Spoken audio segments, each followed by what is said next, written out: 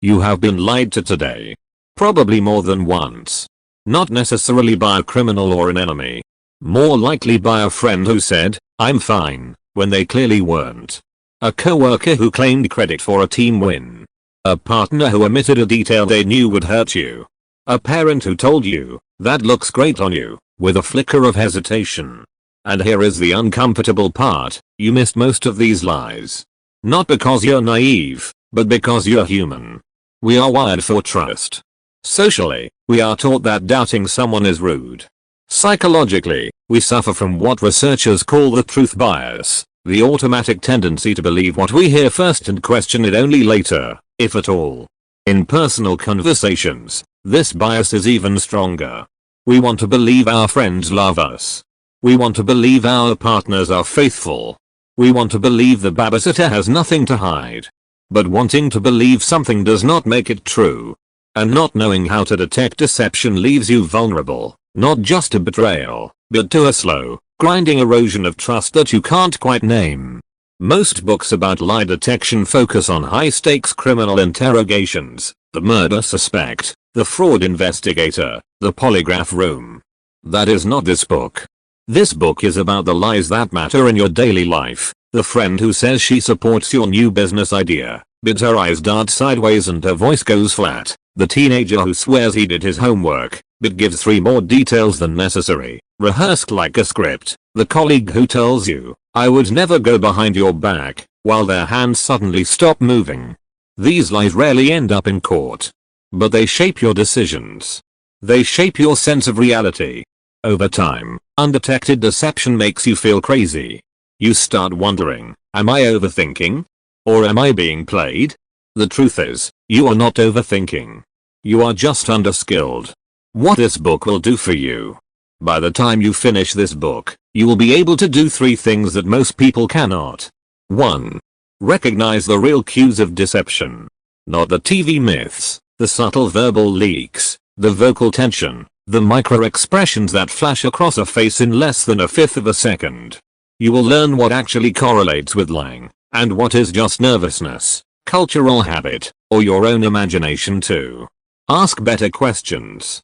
You will learn how to use silence, surprise, and strategic wording to give liars the rope they need to trip over their own story.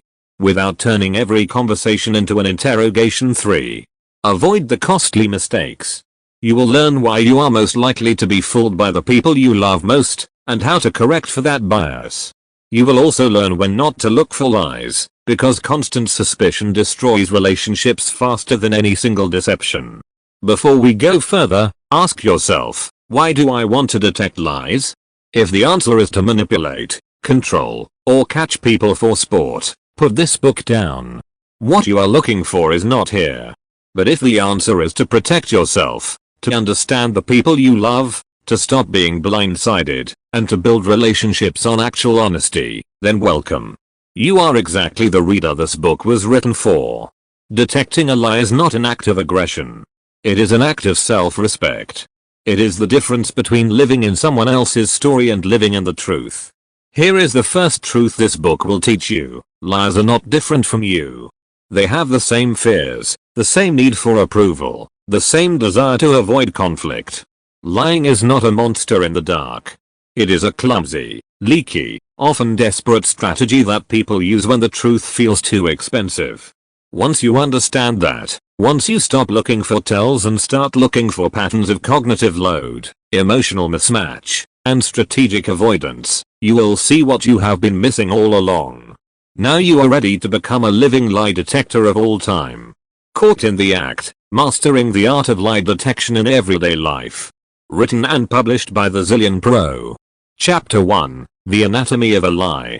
Before you can detect a lie, you have to understand what a lie actually is, not just in the dictionary sense, but in the way it operates inside a human mind and emerges in a conversation.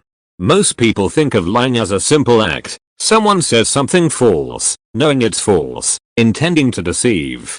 The definition is correct as far as it goes. But it misses the texture of real-world deception. In personal conversations, lies come in shapes that barely resemble the bold-faced falsehoods of television interrogations. Let's dissect the lie from the inside out. The three faces of deception.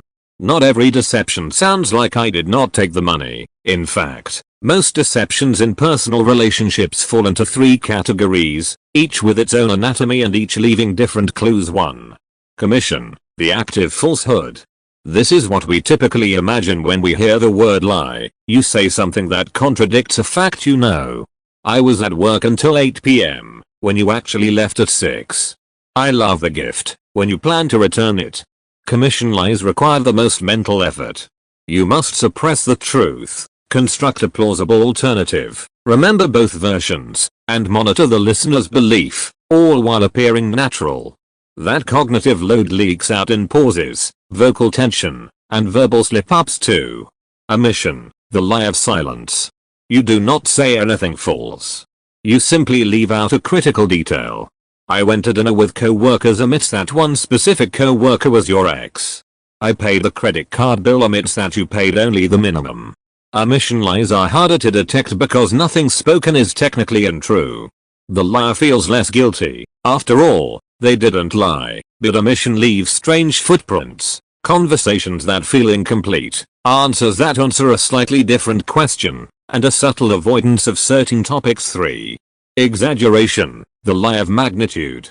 You take a true event and stretch it. I sold 10 units today, it was 3.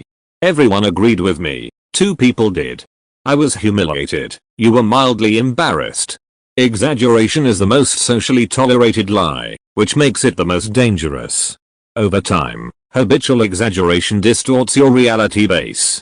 You stop knowing what is real and what is inflated.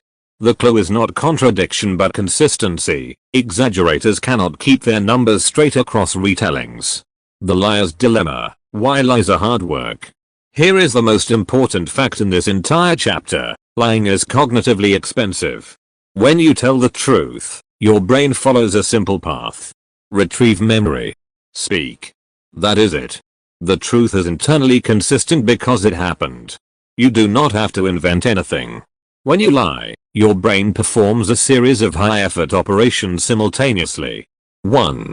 Suppress the truth. You must actively inhibit the correct memory from emerging. This takes mental energy, like holding a beach ball underwater. 2. Construct an alternative. You invent a plausible false version, often drawing on real details to make it believable. 3. Maintain consistency. You must remember what you have said before, to whom, and when, so you do not contradict yourself. 4. Monitor the listener. You watch for signs of doubt, disbelief, or suspicion, and adjust your performance accordingly. 5. Manage your emotions. You suppress guilt, fear, or excitement that might leak through your face or voice. This is why liars slip up. Not because they are stupid. Because the human brain has limited bandwidth. When the cognitive load gets too high, something breaks. They pause too long. They simplify their vocabulary. They make a contradictory statement. Their face flashes a genuine emotion before they can mask it. The two emotional engines of lying. Not all lies are driven by the same emotion. Understanding the liar's emotional state tells you what kind of lie you are seeing. Fear-based lies. The liar is afraid of consequences, punishment, rejection, loss of status. These lies often come with appeasement behaviors, forced smiles, head tilts, self-touching, and a desperate quality. Fear-based lies tend to over-explain and offer unsolicited evidence. Excitement-based lies. The liar gets a thrill from deceiving you. This is rarer in personal relationships but appears in compulsive liars, cheaters who enjoy the risk, and narcissists. These lies often come with suppressed smiles, playful language, and a sense of performance. The clue is under urgency. They seem too relaxed for the stakes. Guilt-based lies. The liar is lying to protect someone else's feelings. The dinner was delicious. These lies often come with non-verbal leakage of negative emotion, a tightened jaw, a brief wince, or vocal flatness that contradicts the positive content. Guilt-based liars want to confess and often leave escape routes. The leakage equation. All lies leak. The question is where.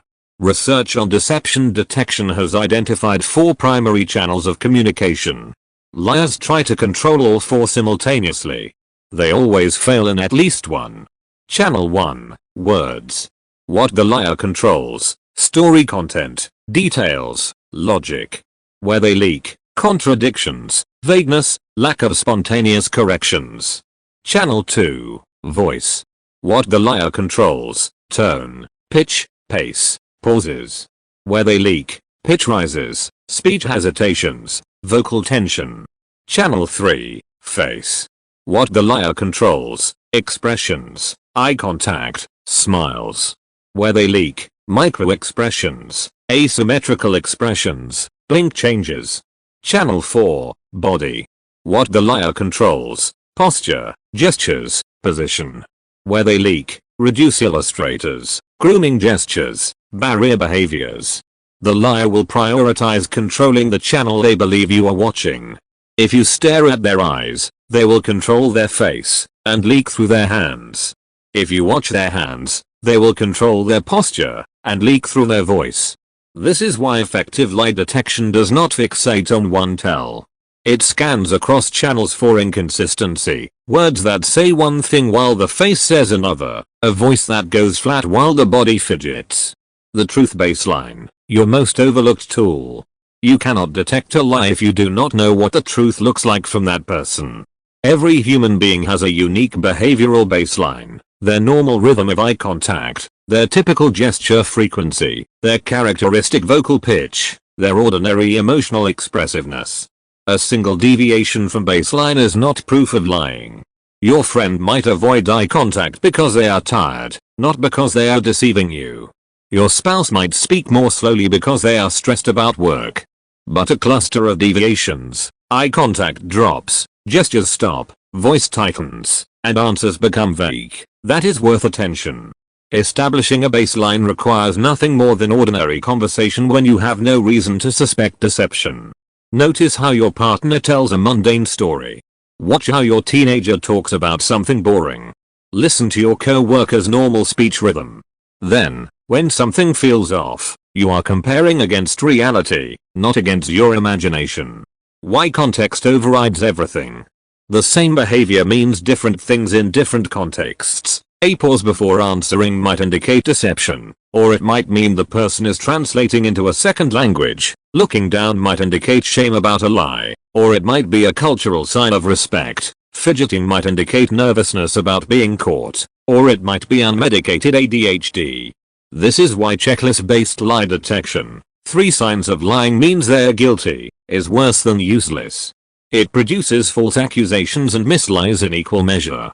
Instead, you must ask, given this person, this situation, and this relationship, does this behavior make sense? The one question that changes everything. Before you look for any specific clue, ask yourself this single question: what does this person have to gain from lying, and what do they have to lose from the truth? The answer tells you whether deception is even likely. A coworker has little to gain from lying about what they ate for lunch. A partner has a great deal to gain from lying about an affair. A teenager has moderate gain from lying about homework and high loss from admitting they failed. When the stakes are low, the likelihood of deception is low, even if you see signs of nervousness. When the stakes are high, your attention should sharpen. Chapter 2: Why People Lie in Personal Conversations. You cannot accurately detect a lie if you do not understand the liar's motivation. The same deceptive behavior, say, a vague answer followed by a subject change, means something entirely different if the person is protecting your feelings versus covering up a betrayal. Most books on deception treat all lies as variations of the same thing, a deliberate falsehood. But in personal relationships, the why determines the what. The motivation shapes the language, the emotional leakage, and even the liar's willingness to confess. This chapter maps the real reasons people lie to the people they know, not abstract deceivers, but the friend, partner, parent, or co-worker sitting across from you. The 4 motivational pillars. After analyzing hundreds of personal deceptions, from white lies to affairs to financial secrets, researchers have identified 4 primary reasons people lie in close relationships. Every lie you will ever encounter fits into one or more of these categories. 1. Self-protection, avoiding pain. This is the most common motivation. The liar fears consequences, punishment, rejection, shame, loss of status, or emotional pain. Examples: I didn't see your text. Actually, I ignored it because I didn't want to make plans. The project is almost done. I haven't started, and I'm terrified you'll be angry. I love your new haircut. I hate it, but I don't want to hurt you. Self-protection lies are driven by fear. The liar's primary emotion is anxiety about being caught or judged. These lies often come with appeasement behaviors, forced smiles, head tilts, self-touching, touching the face, neck, or arms, and a subtle physical pulling back. The clue to watch for: emotional mismatch. The content is neutral or positive, but the body signals fear. Watch the eyes for brief widening, fear response, followed by rapid control. 2. Self-enhancement, looking better. The liar inflates their status, competence, or desirability. Unlike self-protection, avoiding a loss, self-enhancement seeks a gain, admiration, respect, or social advantage. Examples: I make 6 figures, it's actually 75,000. I was the one who fixed that client crisis. You were part of a team. I've dated some really impressive people, exaggerating quantity or quality. Self-enhancement lies are driven by insecurity and often by excitement. The liar gets a small thrill from being seen as better than they are. These lies tend to be repeated and elaborated over time, creating a fictional resume that becomes harder to maintain. The clue to watch for: overproduction of detail. The liar offers unsolicited specifics. It was a black Mercedes S-Class 2023 model, because they believe detail equals credibility. Truthful people give less detail unless asked. 3. Social lubrication, protecting the relationship. The liar prioritizes harmony over honesty. They believe the truth would cause unnecessary conflict, hurt feelings, or awkwardness. This is the nice lie category. Examples: your cooking is delicious. It's not, but why ruin dinner? Of course I remember your cousin's name. I have no idea. No problem. I'm happy to help move your furniture. I'd rather do anything else. Social lubrication lies are driven by empathy, or what the liar believes is empathy. The goal is to preserve the other person's feelings and the relationship's smooth functioning. These liars often feel mild guilt and may confess spontaneously later. Okay, the casserole was a little dry. The clue to watch for: leakage of negative emotion on positive content. The face momentarily flashes discomfort, a micro-expression of disgust or sadness, before the social smile returns. Watch the eyes and the corners of the mouth for malicious deception, gaining advantage over another. The liar intends to harm, exploit, or manipulate. This is the rarest category in personal relationships, but also the most damaging. Unlike self-enhancement, wanting to look good, malicious deception wants the other person to lose. Examples: spreading a false rumor about a rival, lying about a partner's behavior to turn friends against them, falsely claiming someone said something hurtful. Malicious lies are driven by anger, envy, or contempt. The liar often experiences little guilt and may feel justified. They deserve it. These lies are frequently preceded by genuine expressions of contempt, one-sided lip raise, or anger, flared nostrils, narrowed eyes.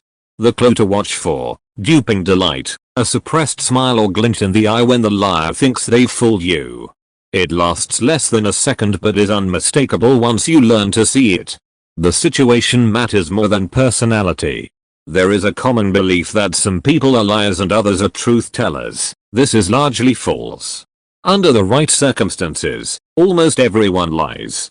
Research on deception in daily life, using diary studies, finds that the average person lies in 1 out of every 5 social interactions lasting 10 minutes or more. Most of these lies are small. Most are self-protective or social lubrication. The difference between a generally honest person and a generally dishonest one is not whether they lie, but what triggers the lie. An honest person lies when the truth feels unbearably costly. For example, protecting a surprise party. A dishonest person lies when the truth is merely inconvenient. Your job is not to label people as liars. Your job is to understand the situational pressures that make a given person likely to deceive you in a given moment. The 3 high-risk scenarios for personal deception. Certain situations reliably produce lies, even from honest people. Recognize these scenarios, and your lie detection accuracy will improve immediately. Scenario 1. The face-threatening question.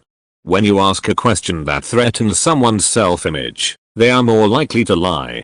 Examples. Did you forget our anniversary? Do you think I'm overweight? Did my ex-girlfriend say something bad about me? In face-threatening situations, the liar is not trying to deceive you about reality.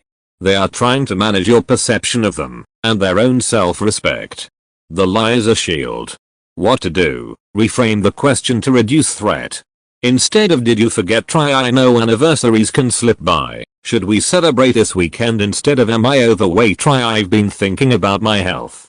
Do you have honest observations? Scenario 2. The low risk, low consequence question. Paradoxically, people lie more often about small things than big ones. Why? Because the cost of lying is low, and the benefit, avoiding a trivial annoyance, feels worth it. Examples. Did you finish the report? Says yes. We'll finish it in 10 minutes. Did you call your mother? Says yes. We'll do it later. Did you eat the last cookie? No, while crumbs are on their shirt.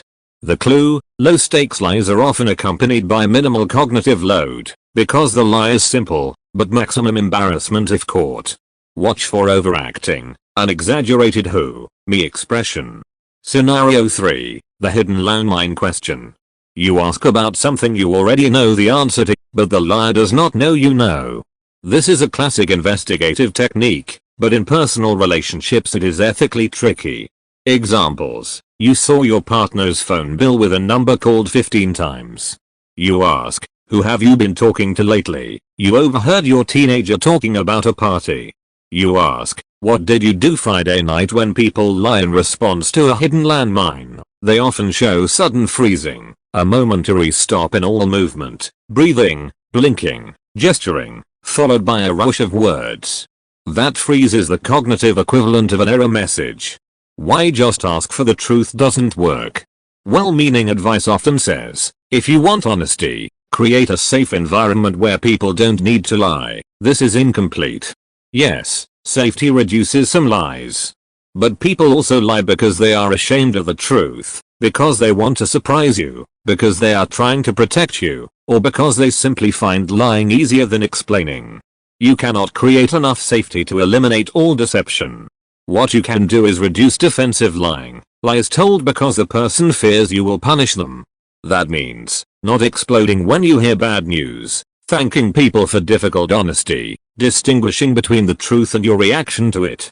But even the safest environment will not stop a self-enhancement lie. I got the promotion. No, they didn't, or a malicious one.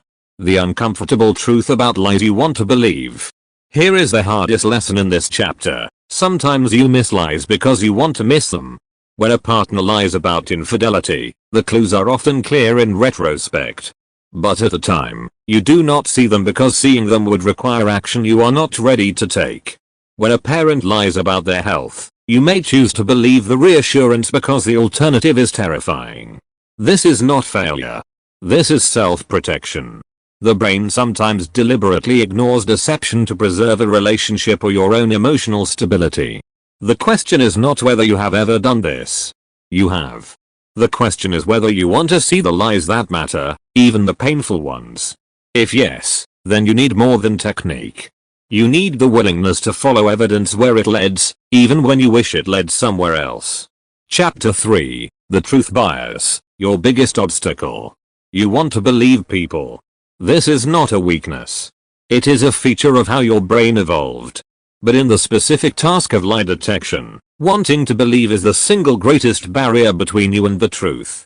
It causes you to miss lies that are obvious in retrospect, to dismiss your own gut feelings, and to give liars the benefit of the doubt long after they have stopped deserving it. This chapter is about the truth bias, what it is, why it exists, how it blinds you, and, most importantly, how to dial it back without becoming a paranoid wreck. What a truth bias is, and is not. The truth bias is the human tendency to assume that what someone is telling you is true, unless you have a strong, immediate reason to doubt. It is not the same as gullibility. Gullibility is a personality trait, a consistent tendency to believe almost anything. The truth bias is a universal cognitive default. Even skeptical, cynical people display it in laboratory studies. Here is how it works in your brain. When you hear a statement, your default processing mode is acceptance. Your brain initially treats the information as true. Only then, if you have the time, energy, and motivation, do you engage a second step, evaluation. You check for inconsistencies, ask follow-up questions, and consider alternative explanations. This two-step model, accept, then evaluate, is efficient for most of life. Most statements people make are true, or true enough. Checking every single claim would be exhausting. But here is the problem, the evaluation step is optional. When you are tired, distracted, or emotionally invested, you skip it. You accept the statement as true and move on. And the liar wins. Why evolution built you to be fooled? The truth bias exists for good reasons. Your ancestors who automatically believed group members had better survival odds than those who questioned everything. Consider the cost of false positives, believing a lie, versus false negatives, disbelieving the truth. In ancestral environments, false positive, believing a lie, someone says there is no predator in the bushes. You relax. If they are lying, you might get eaten. Cost, high, but rare. False negative, disbelieving the truth, someone says there is a predator in the bushes. You doubt them and stay put. If they were telling the truth, you definitely get eaten. Cost, catastrophic. Because the cost of disbelieving a true warning was so much higher than believing a false one, natural selection favored a brain that defaulted to belief. This is the same reason smoke alarms are designed to be overly sensitive. Better a false alarm than a missed fire. Your social brain operates on the same principle, better to be occasionally fooled than to doubt every genuine warning. The problem is that your brain has not updated this calculus for modern personal relationships. You are still running ancestral software in a world where the stakes are often lower, but the frequency of deception is higher. The research that should scare you. Decades of lie detection research have produced a consistent, sobering finding. People are terrible at detecting lies in real time. The average accuracy rate in controlled studies hovers around 54%. That is barely better than a coin flip, 50%. Police officers, judges, and even professional interrogators perform only slightly better, around 56-60%, unless they have received specific, evidence-based training. But here is the more disturbing finding, people are confidently terrible. When asked how good they are at detecting lies, most people rate themselves as above average. This confidence does not correlate with actual ability. The truth bias explains this gap. You miss lies not because you are unobservant, but because you do not look for them in the first place. You assume truth, so you see truth. In one landmark study, researchers showed participants videos of people either lying or telling the truth about their opinions. Participants who were told half of these people are lying performed significantly better than those who were not given that warning. The warning alone, a simple shift in expectation, improved accuracy by nearly 20%. You do not need superhuman perception. You need permission to doubt. The 3 ways the truth bias sabotages you. 1. The premature dismissal of your gut. You have had this experience, something feels off. A friend's story has a strange rhythm. A partner's explanation seems too smooth. Your body registers tension, a subtle pull of unease. Then the truth bias kicks in. You tell yourself, I'm being paranoid, they've never lied to me before, I'm just tired. You override your own perception and accept the story. Later, you learn you were right. And you kick yourself for ignoring the signal. That signal, that feeling of something is off, is often your brain registering a mismatch between channels, words versus face, voice versus body, before you consciously notice it. The truth bias tells you to ignore it. The skilled lie detector learns to pause and examine it too. The likability trap. You are more likely to believe people you like. This seems obvious. But the effect is stronger than most people realize. In studies, Participants who rated a stranger as likable, based on a brief video, were significantly less accurate at detecting when that same stranger was lying. The desire for the relationship to be positive overrode the evidence. In personal life, this means your closest friends and favorite family members get a truth bias pass. They can lie to you more easily than a neutral acquaintance can, not because they are better liars, but because you are worse at evaluating them. 3. The consistency illusion. Liars who repeat the same story multiple times without changing details are often perceived as more credible. But here is the paradox. Truthful people do change minor details across retellings, because memory is reconstructive. A truthful person might say it was around 3 p.m. in one telling and maybe 2:45 in another. A liar who has rehearsed a script delivers the same timestamp both times. The truth bias interprets consistency as honesty. In reality, rigid consistency is a red flag. How to lower your truth bias without losing your humanity. You do not want to eliminate the truth bias entirely. Walking through life assuming everyone is lying is exhausting, isolating, and mostly wrong. Most people are not deceiving you most of the time. The goal is calibrated trust, a default of belief that shifts when the evidence crosses a threshold. Here is how to set that threshold. Technique 1. The suspension pause. When you hear a statement that feels slightly off, do not accept or reject it immediately. Instead, pause for 2 seconds, literally count 1,000, 2 1,000, and silently label the feeling that felt off. That pause interrupts the automatic acceptance loop. It gives your evaluation system time to engage. You do not have to accuse anyone. You simply delay belief until you have more information. Technique 2. The one question test. After the pause, ask exactly one neutral follow-up question. Not an accusation. Not a trap. Just, "Oh, tell me more about that," or "How did that happen?" Truthful people generally provide additional details without hesitation. They may clarify, add nuance, or even correct themselves. Liars often react with one of 3 responses: a vague repetition of the original statement, b. defensive, "What do you mean? Tell you more," or c. a sudden subject change. You are not looking for a specific answer. You are looking for whether the person moves toward the question, truthful, or away from it, deceptive. Technique 3. The devil's advocate rehearsal. Before important conversations where deception is possible, asking about a late night out, checking on a work commitment, spend 30 seconds imagining that the person might lie. Not that they will. Just that it is possible. This simple mental priming reduces the truth bias. In studies, participants who were asked to consider the possibility that the other person is not being completely honest before a conversation detected significantly more lies than those given no instruction. You are not becoming suspicious.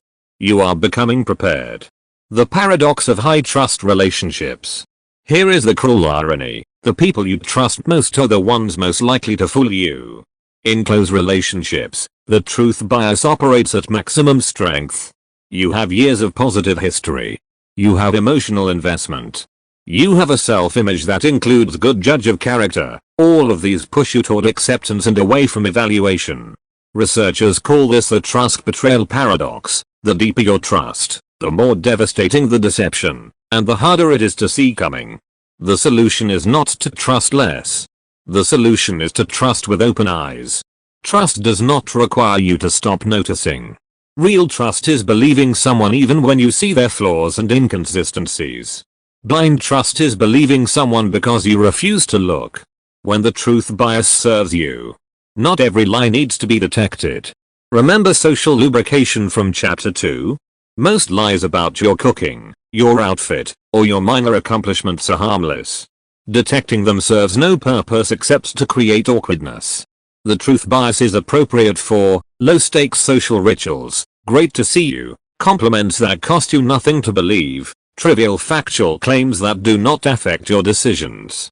The truth bias is dangerous for statements that affect your money, health, safety, or major decisions, patterns of behavior where the same person has been wrong before, situations where you have a known motive for the other person to lie. Learn to distinguish these categories. Do not waste your lie detection energy on your friend's exaggeration of how many fish they caught. Save it for the conversations that matter. Chapter 4, Verbal Slip-Ups, What They Say versus What They Mean. Most people look for lies in the wrong place. They watch for shifty eyes or fidgeting hands while ignoring the single richest source of deception clues, the liar's own words. Here is a truth that surprises many readers. Liars often tell on themselves verbally before their body ever leaks a single cue. The pressure of maintaining a false story produces predictable language patterns. Patterns you can learn to hear even while the liar is still talking. This chapter trains your ear. You will learn to detect deception not by what people say, but by how they say it. The pauses. The pronouns. The sudden shifts in detail level. The answers that do not quite answer the question. Why words leak more than faces. Your face can be controlled with practice. Actors do it daily. But spontaneous speech is much harder to fake. Here is why. When you tell the truth, your brain retrieves a memory and converts it to language in a relatively straight path. When you lie, your brain must simultaneously suppress the true memory, construct a false alternative, monitor that alternative for plausibility, translate it into natural sounding speech, track what you have already said in this conversation. This cognitive load directly affects your language production. Vocabulary becomes simpler. Sentences become shorter or oddly convoluted. Pauses appear in strange places. And certain verbal patterns emerge so reliably that researchers have built deception detection algorithms around them. You do not need an algorithm. You need a trained ear. The 6 most reliable verbal cues of deception. These 6 language patterns have been replicated across multiple studies in multiple cultures. Not every lie will show every cue. But a cluster of 2 or 3, in the absence of an innocent explanation, warrants close attention. 1. Distancing language. Liars unconsciously distance themselves from their own lies. This shows up in 3 specific ways. Pronoun shifts, using that instead of this, the instead of my. A truthful person says, I left my phone in my car. A liar says, the phone was left in the car. Passive voice, the window was broken instead of I broke the window. Passivity reduces ownership. Third person references, referring to yourself by name or as a person. John would never do that instead of I would never do that. Why it works. Liars want psychological distance from the falsehood. Language is the map of that distance. Listen for sudden shifts from active to passive voice when the topic becomes sensitive. We decided to leave early. Truthful versus it was decided to leave early. Possibly deceptive too. Lack of spontaneous corrections. Truthful people correct themselves. A truthful person says, we left around 7. Wait, no, it was 6:45 because the movie started at 7:30. They are not worried about appearing inconsistent. They are trying to be accurate. Liars, by contrast, stick to their script. If they realize a detail is wrong, they rarely correct themselves spontaneously because any change feels risky. They also avoid phrases like I think or I believe when those qualifiers would be truthful. Liars overuse them to create plausible deniability, or avoid them entirely to sound certain. The key difference: truthful people correct toward accuracy. Liars correct only when forced, and then they correct toward consistency with their previous lie. Listen for the absence of mid-story corrections. A story that flows too smoothly, with no backtracking, no wait. Let me rephrase that, no second guessing of minor details. 3. The non-spontaneous detail. Liars know the details make stories believable. So they add details, but the details feel off. They are either irrelevant to the core question. I was at the coffee shop on Main Street, the one with the green awning, and I ordered a medium latte, not large, and the barista had red hair. When asked simply where were you at 3 p.m., overly specific. It was exactly 2:47 p.m. Truthful people say around 2:45 or 2:45. Chronologically perfect. No let's see, no searching for memory. Just a seamless timeline. Truthful people provide details when asked. Liars provide details preemptively, as if they have rehearsed the answer and are now performing it. Listen for the answer that contains more information than the question asked for. That is often a cover for the absence of genuine memory. 4. The non-answer answer. You ask a direct question. The person responds with something that sounds like an answer, but is not. This is one of the most common verbal evasion tactics, and it is surprisingly easy to miss in real time.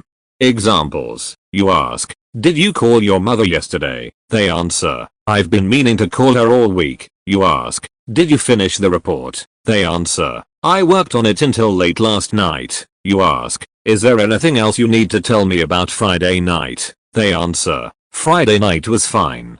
Nothing unusual happened." Notice what is missing, a direct yes or no to the specific question asked. Instead, you get a statement that is adjacent to the truth but does not commit to a denial or confirmation. The test: after a suspected non-answer, wait 3 seconds of silence. Truthful people often realize they did not answer and add a direct response. Liars rarely do. They hope you did not notice the evasion. 5. The temporal shift. Liars struggle to keep their story straight across time.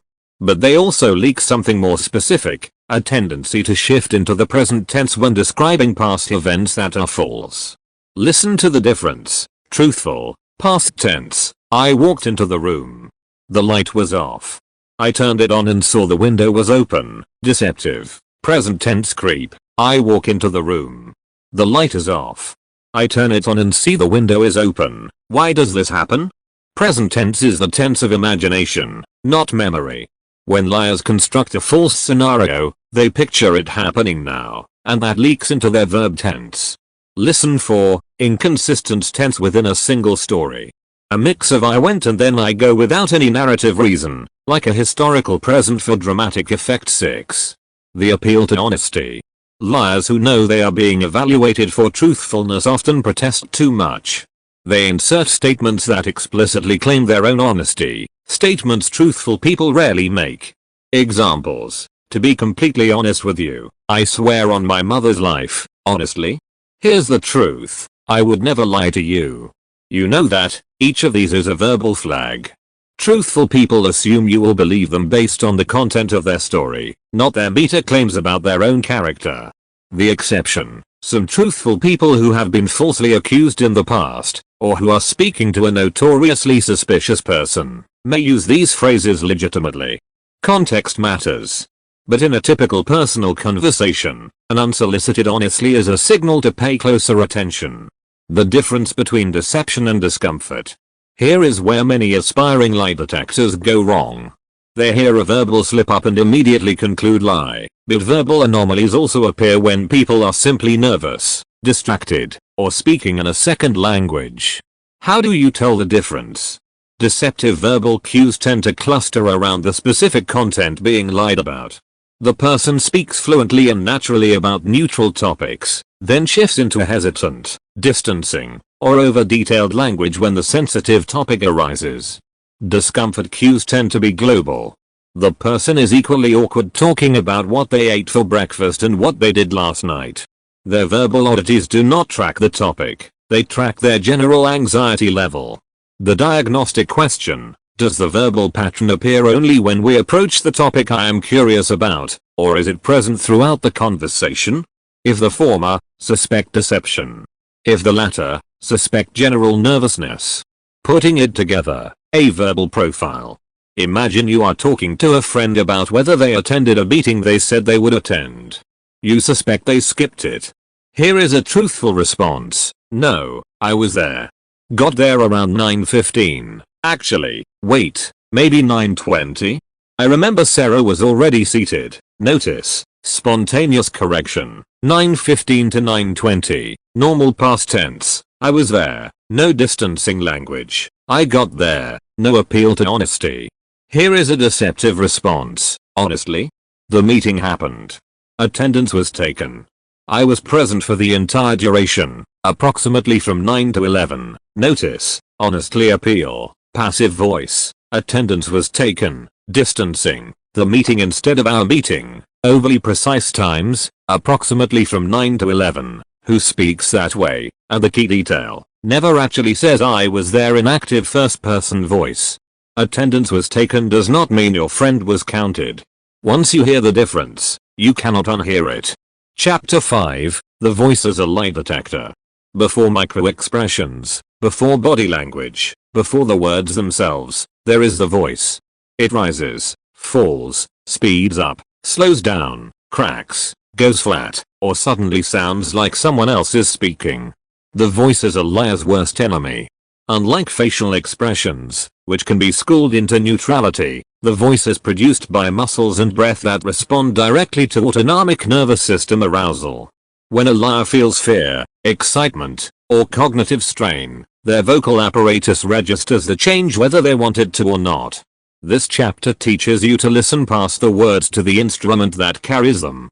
You will learn what vocal tension sounds like, why liars' voices go up in pitch, and how to distinguish deception-related vocal changes from ordinary nervousness or fatigue. Why the voice leaks more than the face. Your face has 43 muscles, many of which you can voluntarily control. With practice, you can learn to suppress a smile, hold a neutral expression, or even produce a convincing fake emotion. Your voice, by contrast, is a product of breath support, diaphragm, intercostals, laryngeal tension, vocal folds tightening or relaxing, resonance chambers, throat, mouth, nasal passages, articulators, tongue, lips, jaw. These systems are less amenable to conscious control, especially under stress. When the sympathetic nervous system activates, the fight or flight response, it directly affects vocal production. Muscles around the larynx tighten, pitch rises, breathing becomes shallower, shorter phrases, more gasps, mouth becomes dry, more lip smacks, clicks, swallows, overall muscle tension, vocal strain, creakiness, or breathiness. A liar can try to sound calm, but their body is working against them. The 4 vocal cues that actually predict deception. Decades of research on speech-based deception detection have identified a handful of reliable cues. These are not myths, like liars clear their throats. They are measurable, replicable patterns. 1.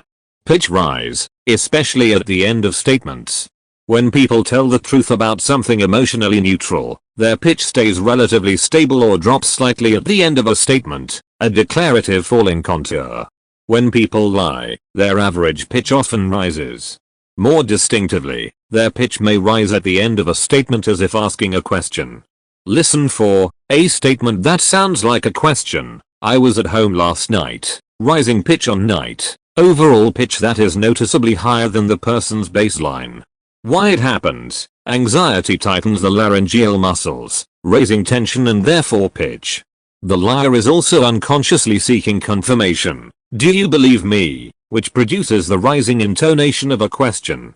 The baseline check. Does this person normally end statements with rising pitch? Some people, particularly from certain regional or cultural backgrounds, habitually use uptalk. That is not deception. You are listening for a change from their normal pattern to slower speech rate with more pauses. The common belief is that liars talk fast because they are nervous. The research says the opposite. Most liars slow down. Here is why. Remember the cognitive load of lying from chapter 1.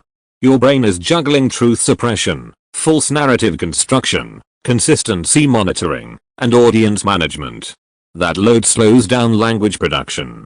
Pauses become longer and more frequent.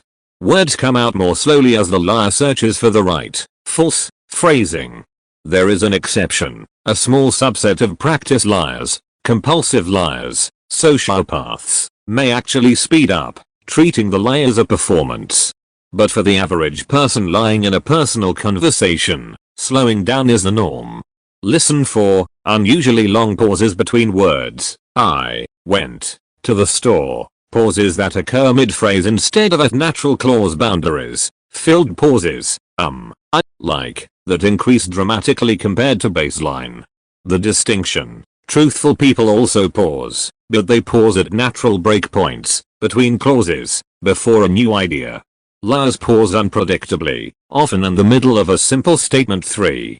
Vocal tension, strain, creak, or breath equality. This is one of the most recognizable cues once you learn to hear it.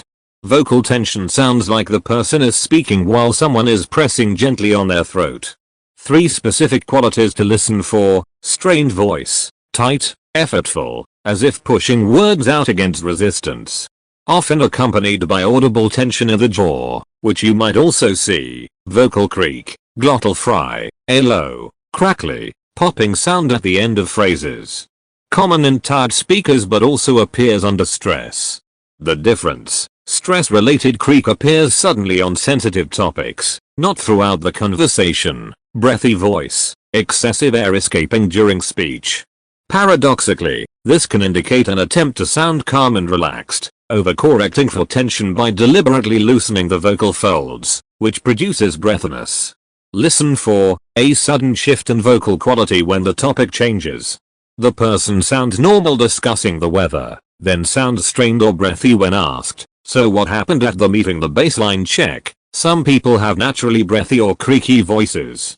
You are listening for a change from their normal for increased vocal fill that is not Everyone uses filler words, like, you know, actually, basically, but liars tend to use different kinds of fears, not the empty hesitation sounds, but qualifiers that buy time without sounding hesitant.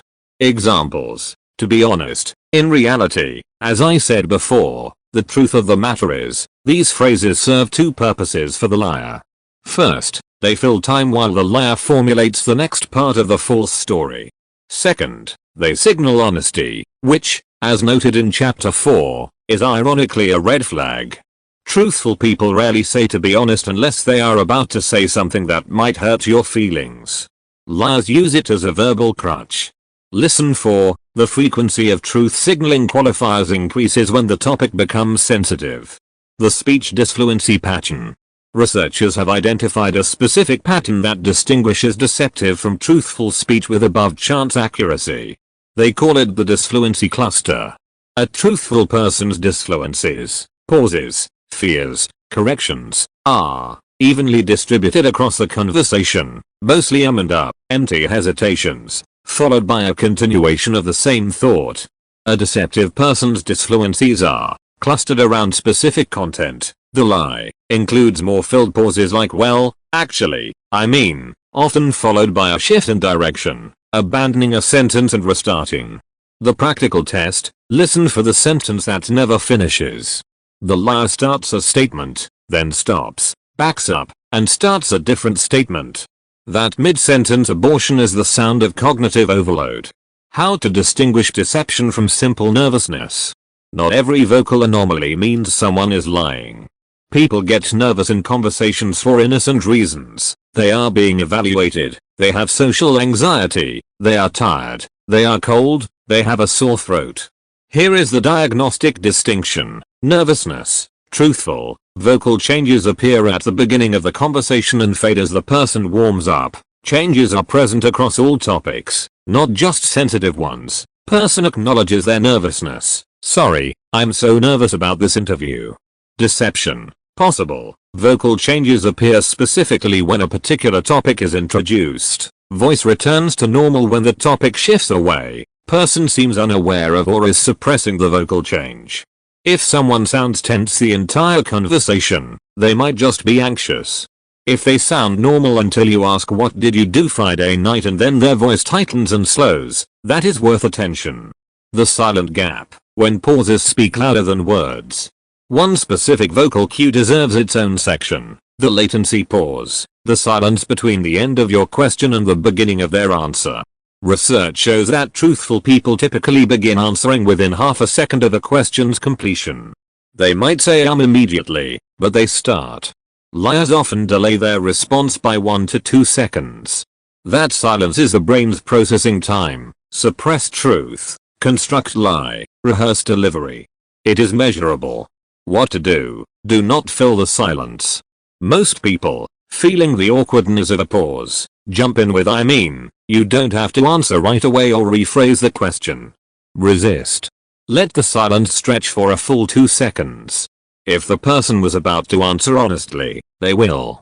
If they were constructing a lie, the silence works for you. It increases their cognitive load further.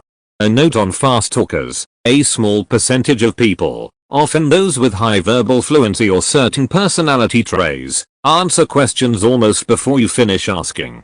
This can be a deceptive strategy to appear honest. The cue is not speed alone, but speed combined with answer that does not quite fit the question. Chapter 6. Microexpressions and facial leakage. The face is the most expressive part of the human body. It is also the most easily controlled, up to a point. Most people can fake a smile, hold a neutral expression, or look surprised on command. But beneath that voluntary performance, the face is constantly broadcasting microsignals that the liar cannot suppress. These signals last anywhere from 1/25th to 1/5 of a second. They are the face telling the truth while the mouth is lying. This chapter teaches you to see what most people miss, the fleeting expressions that leak genuine emotion before the liar can mask it. You will learn the 7 universal emotions, how each one appears on the face, and, most critically, how to spot the split-second contradictions that reveal deception. Why the face betrays the liar. The human face is wired directly to the limbic system, the emotional center of the brain. Emotional responses begin in the brain's deeper structures milliseconds before the cortex, the thinking part, even registers them.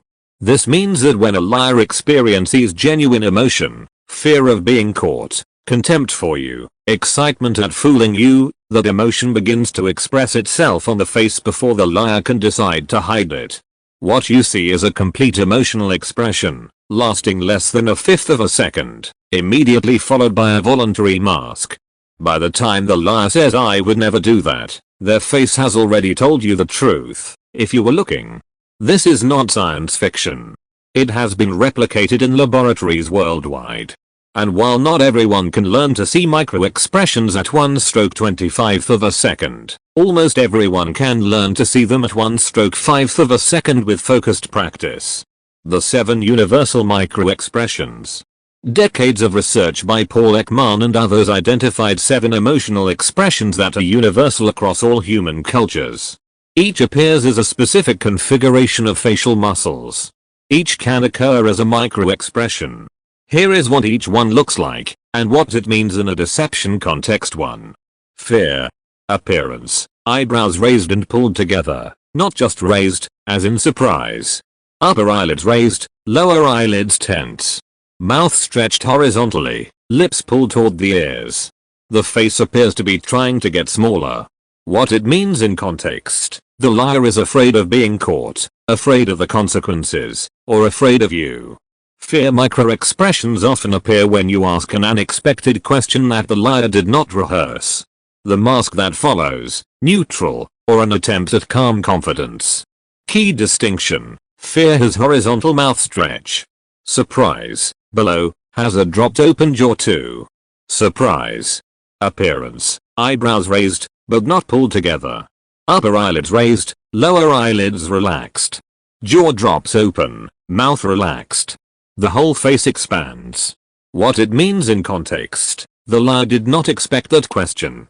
Surprise micro-expressions often appear when you ask something the liar thought was off limits or already settled.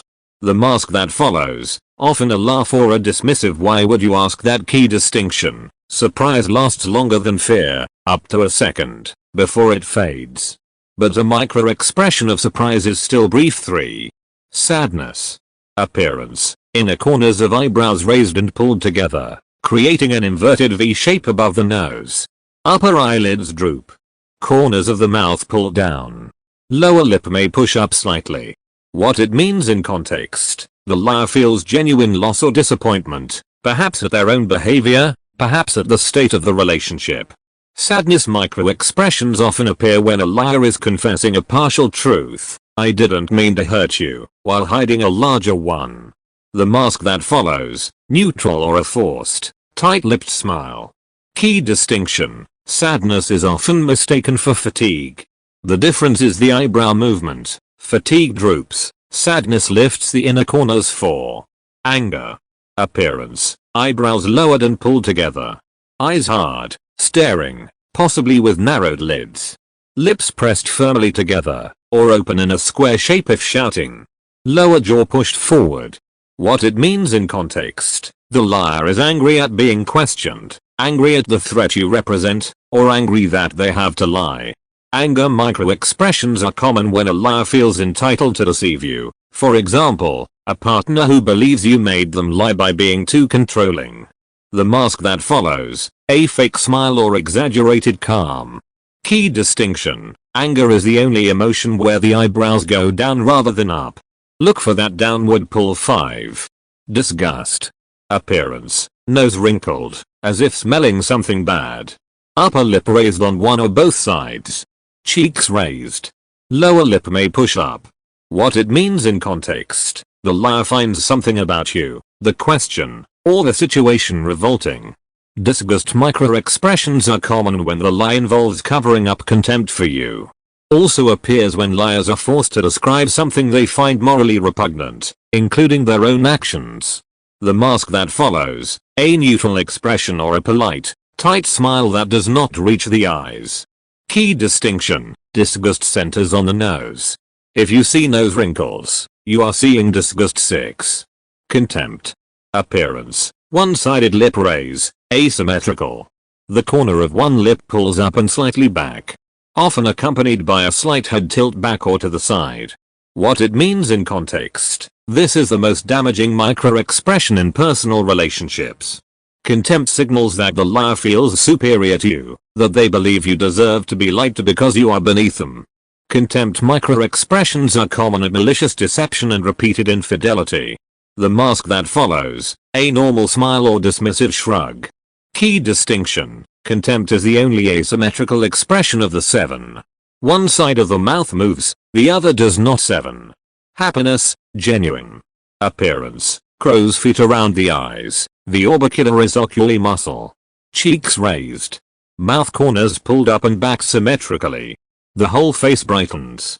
What it means in context: in a deception context, a genuine happiness micro-expression is usually duping delight, the liar's flash of joy at having fooled you. It appears after you accept the lie, not before. You may see it when you say "Okay, I believe you." The mask that follows, typically the liar tries to suppress the smile immediately, resulting in a snuffed expression, happiness cut off mid-display. Key distinction: fake smiles involve only the mouth, no eye crinkles, and often fade too slowly or too abruptly. Genuine happiness appears and disappears smoothly. The 3 places to look for leakage.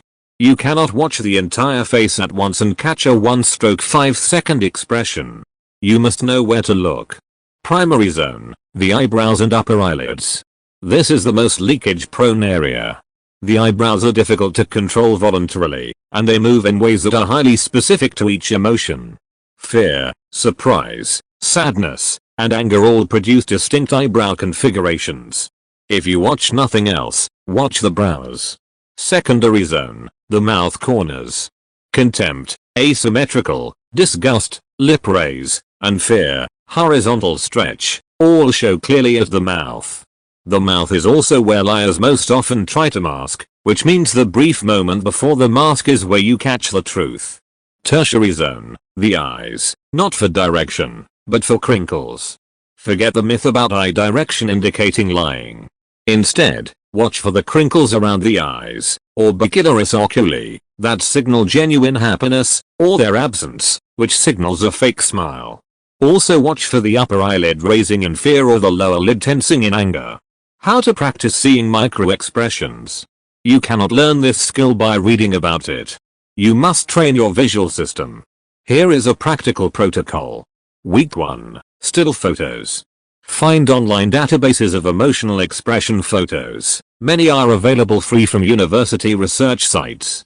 Look at a face showing a clear emotion. Name it. Then look at a different face with the same emotion. Do this for all 7 emotions. Your goal is to build a visual library. Week 2. Micro-expression training tools. Several free and low-cost tools exist. The MET training system, available through the Paul Ekman Group, is the gold standard. These tools flash expressions for progressively shorter durations. Start at 1 second.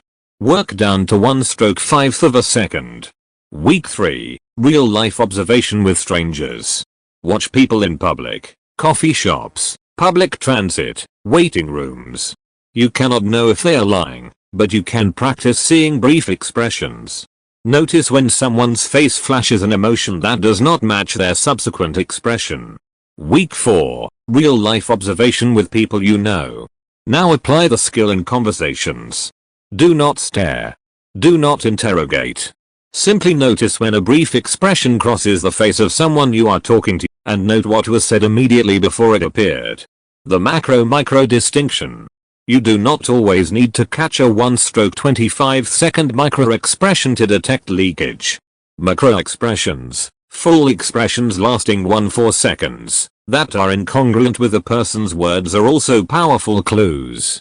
Example, a partner says I'm happy for you about your promotion, but their macro-expression is a tight smile with no eye crinkles and a brief flash of sadness. That is leakage. It did not happen in a microsecond. It happened over several seconds, right in front of you. Do not become obsessed with catching the fastest expressions. Most valuable facial leakage occurs at normal speeds. The liar's face simply says one thing while their words say another, and the mismatch lasts long enough for anyone to see. What people miss is not speed. It is willingness to see the mismatch. You have been trained to look at the mouth, where the words come from, and ignore the rest of the face. Shift your gaze to the eyebrows, the eyes, the nasolabial folds. That is where the truth lies. The single most useful facial cue for beginners. If you learn only one facial cue from this chapter, learn this: the asymmetrical smile. When a genuine smile of happiness occurs, both sides of the mouth move equally. The whole face is involved. The smile fades smoothly. When a liar produces a social smile to cover negative emotion, the smile is often asymmetrical, stronger on the left side of the face, for right-handed people, or stronger on the right. It may appear and disappear too quickly. It may not reach the eyes. In personal conversations, when someone gives you an answer and accompanies it with a smile that feels off, look at the symmetry. If one corner of the mouth pulls up more than the other, you are looking at a mask, not genuine emotion. The question is, what are they masking? Chapter 7. Body language myths and realities. No aspect of lie detection is more misunderstood than body language. Television shows, viral articles, and self-proclaimed experts have filled our heads with absolute claims. Liars never look you in the eye. Crossed arms mean deception. Touching your nose means you're lying. Almost all of this is wrong. The truth is more nuanced, and far more useful. Body language does reveal deception, but not through single gestures or simple formulas. It reveals it through changes from baseline, clusters of behavior, and incongruence between what the body says and what the words say. This chapter separates myth from reality.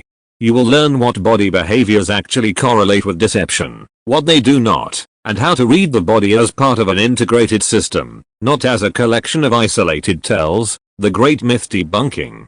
Before we discuss what works, let's clear away what does not. Myth 1. Liars avoid eye contact. False. Many liars increase eye contact to appear honest, having heard the same myth you have. Others maintain normal eye contact. Still others look away because they are thinking, not lying. Eye contact is one of the least reliable deception indicators. Myth 2. Crossed arms mean defensiveness or lying. False. People cross their arms because they are cold, comfortable, tired, or simply habituated to that posture. In deception studies, arm crossing shows no consistent correlation with lying. Myth 3. Liars touch their faces more often. Partially true, but not useful alone. Liars may self-touch more under cognitive load, but so do nervous truth tellers, people with allergies, and anyone who has not slept well. Face touching is a stress indicator, not a deception indicator. Myth 4. Looking up and to the right means lying. Completely false. This myth, derived from discredited NLP claims, has been repeatedly debunked. Eye movement patterns do not reliably indicate anything about deception. Myth 5. Liars fidget constantly. False. Some liars fidget less because they are consciously suppressing movement. Others fidget more. Fidgeting correlates with anxiety, not deception specifically. Here is the hard truth. There is no single body language gesture that means lying across all people and situations. Anyone who tells you otherwise is selling something. What body language actually tells you? If single gestures are unreliable, what is the point of watching the body? The point is change. The body reveals deception when it behaves differently than it normally does, and when different channels of the body tell conflicting stories. There are 4 body-based cues that research has reliably linked to deception. None is a slam dunk alone. Each becomes meaningful in combination. 1. Reduced illustrators, hand gestures that stop. Illustrators are the hand gestures people use while speaking, the movements that draw what they are saying. A truthful person describing a car accident might gesture the turning of the wheel. A truthful person telling a story might use their hands to indicate size or direction. Under deception, illustrators often decrease dramatically. Why? Because the liar's cognitive load is so high, suppressing truth, constructing lies, that there is no mental bandwidth left for gesturing. The hands go still. What to watch for? A person who normally gestures while speaking suddenly stops, usually at the exact moment the topic becomes sensitive. Their hands may drop to their lap, grip the table, or press together. The body becomes frozen. The baseline check: does this person normally gesture? Some people are low gesture communicators. For them, stillness is not a change. For a high gesture person, sudden stillness is a signal to increased grooming gestures, self-touching. Under stress, people touch themselves more, adjusting hair, scratching the nose or neck, rubbing the face, smoothing clothing, picking lint. These are pacifying behaviors, the body's attempt to calm itself. Liars do this. So do nervous truth tellers.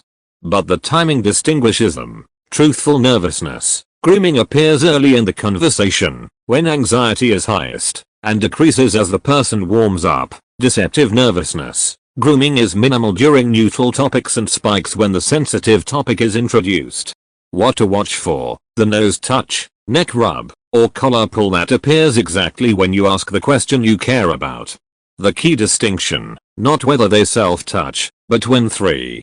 Barrier behaviors, putting something between you. When people feel threatened or deceptive, they unconsciously create barriers. A barrier can be physical, a coffee cup placed between you, or positional, leaning back, turning slightly away, crossing a leg toward the exit. Barrier behaviors are particularly common when the liar feels caught or cornered.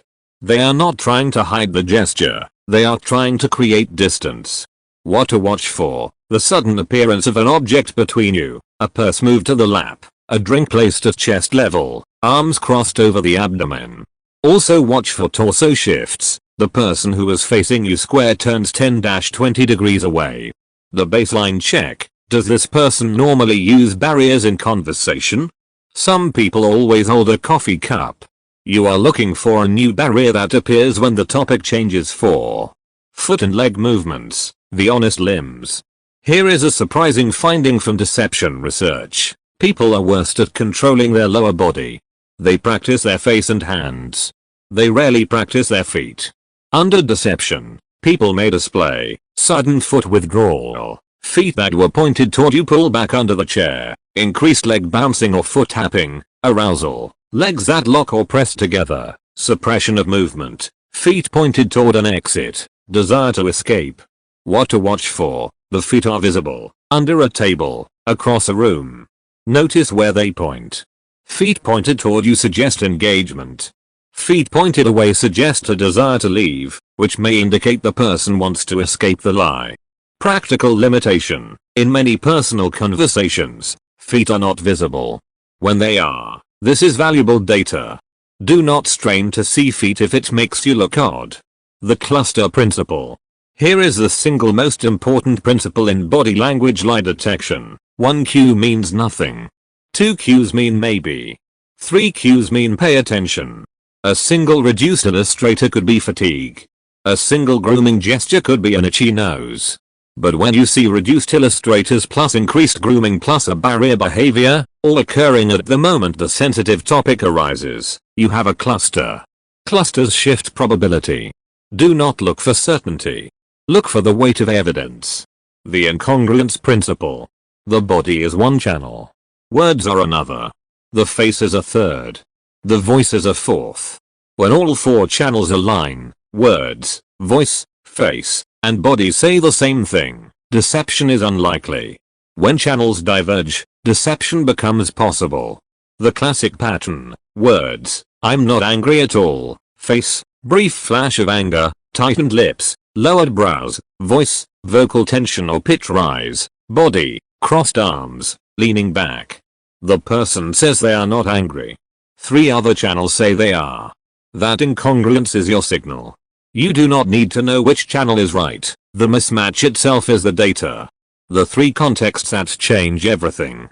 Body language does not exist in a vacuum. The same behavior means different things in different contexts. Context 1, the temperature of the room. Cold rooms produce crossed arms, hunched postures, and reduced gesturing, all of which look like deception cues. Always note the physical environment before interpreting body language. Context 2, cultural norms. Eye contact norms vary dramatically across cultures. Gesture use varies. Personal space varies. A behavior that signals deception in one culture signals normal engagement in another. When in doubt, ask yourself, is this behavior typical for this person's cultural background? Context 3, baseline personality. A naturally fidgety person who goes still may be lying. A naturally still person who starts fidgeting may be lying. The direction of change matters more than the behavior itself. The problem with lie detection body language training. Many commercial body language courses teach a list of tells as if they were universal. This is not just inaccurate, it is dangerous. A manager who believes crossed arms means lying may falsely accuse an employee who is simply cold. A partner who believes lack of eye contact means infidelity may destroy trust over a behavior that means nothing. If you take one thing from this chapter, take this: calibrate, calibrate, calibrate. Watch how the person behaves when you know they are telling the truth. Watch them when they are relaxed. Only then can you recognize when something is different. What to actually watch for: a prioritized list. Given everything above, here is what deserves your attention in a conversation where deception is possible. High priority. 1. Changes in gesture frequency, especially sudden stoppages. 2. Grooming behaviors that appear only on sensitive topics. 3. New barriers placed between you. 4. Incongruence between body and words. Medium priority. 1. Foot and leg movements, if visible. 2. Posture shifts away from you. 3. Hand stillness during speech. Low priority, ignore entirely. Eye contact duration, arm crossing, without other cues, looking up and to the right, nose touching as a standalone cue. Chapter 8. The eyes are not the windows, but they help. No part of the body has been more mythologized in lie detection than the eyes. The eyes are the windows to the soul. Liars can't look you in the eye. Looking up and to the left means they're constructing a lie. Almost everything you have heard about eyes and deception is wrong. But this does not mean the eyes are useless. They are, in fact, rich sources of information, just not the information pop psychology has promised you. The eyes reveal arousal, cognitive effort, emotional state, and even moments of genuine feeling that the liar cannot suppress. This chapter gives you an evidence-based approach to reading the eyes. You will learn what eye behaviors actually correlate with deception, which ones are myths, and how to integrate eye information with everything else you have learned. The 3 great eye myths, debunked. Before we discuss what works, we must clear away the nonsense that pollutes most discussions of eyes and lying. Myth 1, liars avoid eye contact. False. Research consistently shows that liars do not avoid eye contact more than truth tellers. In fact, many liars increase eye contact deliberately, having heard the same myth you have. They stare at you to appear honest. Others maintain normal eye contact. Eye contact duration is simply not a reliable deception indicator. The only truth buried in this myth: some liars do look away, but so do people who are thinking, who are shy, who are from cultures where direct eye contact is aggressive, or who simply find you intimidating. You cannot infer deception from gaze avoidance alone. Myth 2, looking up and to the right means lying. Completely and thoroughly false. This myth originated from neuro-linguistic programming, NLP, a discredited pseudoscience. Numerous controlled studies have found no relationship between eye movement direction and deception. People look in different directions for many reasons: handedness, habit, what is in the room, what they are trying to remember. It does not indicate lying. Myth 3. Pupil dilation means deception. Partly true, but not useful. Pupils do dilate under arousal, including the arousal of lying. But they also dilate when you are interested, attracted, excited, or in a dim room. Pupil dilation is a measure of arousal, not deception. Without a baseline and without controlling for lighting and interest, it tells you nothing specific. What the eyes actually tell you. If the myths are wrong, what should you watch for? 4 eye-based cues have empirical support and practical value. 1. Blink rate changes. Blinking is partly voluntary, partly autonomic. Under stress, blink rates often change, but not in a single direction. Increased blink rate, common when the person is under arousal, fear, excitement. The liar may blink rapidly when asked a difficult question. Decreased blink rate, staring. Some liars suppress blinking to maintain eye contact, resulting in an unnaturally fixed stare. This is often more noticeable than rapid blinking. What to watch for: a sudden change in blink rate when the sensitive topic is introduced. The person blinks normally during small talk. Then you ask, what happened at the meeting, and their blinking either accelerates dramatically or nearly stops. The baseline check: what is this person's normal blink rate? Some people naturally blink 20 times per minute, others 10. You are watching for a departure from their personal norm. 2. Eye blocking, the flash squeeze.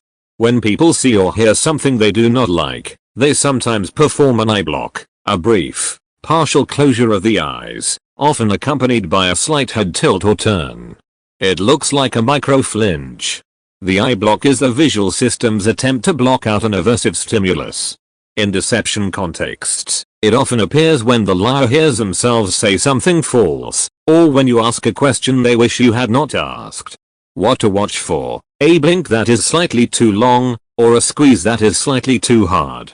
The eyelids close for a fraction of a second longer than a normal blink. It is often paired with a small backward lean.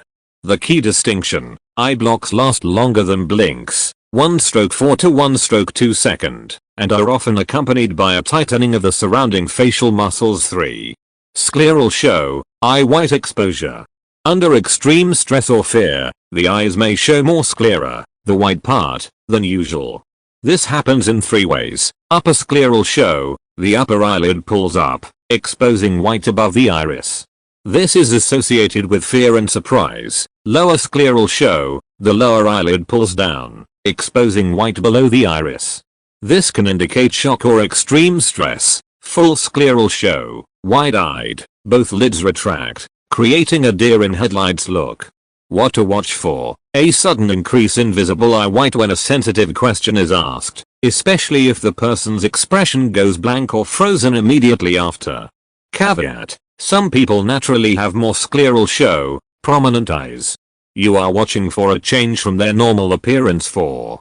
Gaze direction that is contextually odd.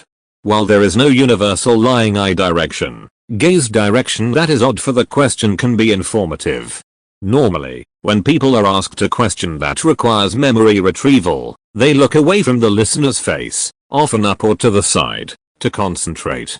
This is a thinking gaze. When people are asked a question they have rehearsed, as liars often have, they may maintain eye contact because they do not need to think. They are performing a script. What to watch for: a person who looks away to think when they should have an easy answer. A rehearsed liar may overperform eye contact. A person who maintains eye contact when they should need to think. A truthful person answering a complex question usually breaks gaze. The Isabel rule: ask a question that requires genuine memory retrieval. Tell me exactly what happened from the moment you walked in. Watch whether the person looks away to access memory, truthful, or stares at you while delivering a smooth narrative, potentially rehearsed. This is subtle. It is not a slam dunk. But combined with other cues, it adds weight. The most valuable IQ: emotional leakage. Beyond these specific behaviors, the eyes are most valuable for what they reveal about genuine emotion. The face can mask, but the eyes are difficult to control completely. Look for the following emotional signals in the eyes: fear, upper eyelids raised, lower eyelids tense, eyes widened.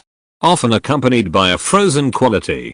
Anger, lower eyelids tensed, squaring off the eye, eyes hard and staring, a slight downward pull of the eyebrows inner corners. Sadness, upper eyelids droop, partial closure, inner corners of eyebrows pull up, eyes may appear wet or glossy. Surprise, upper eyelids raised, lower eyelids relaxed, eyes widened roundly. These emotional expressions, even if brief, tell you what the person is feeling beneath their words. A partner who says "I'm fine" while their eyes briefly show fear is not fine. A friend who says "I would never betray you" while their eyes show a flash of contempt is leaking the truth. Train yourself to see the eyes as emotional displays, not lie detectors. The emotion they display will often contradict the words. That contradiction is your signal. The problem with staring. If you fixate on someone's eyes during a sensitive conversation, two bad things happen. First, you will miss cues from the rest of their face and body. The eyes are one channel among many. Tunnel vision on the eyes reduces overall accuracy. Second, staring makes people uncomfortable, even honest people.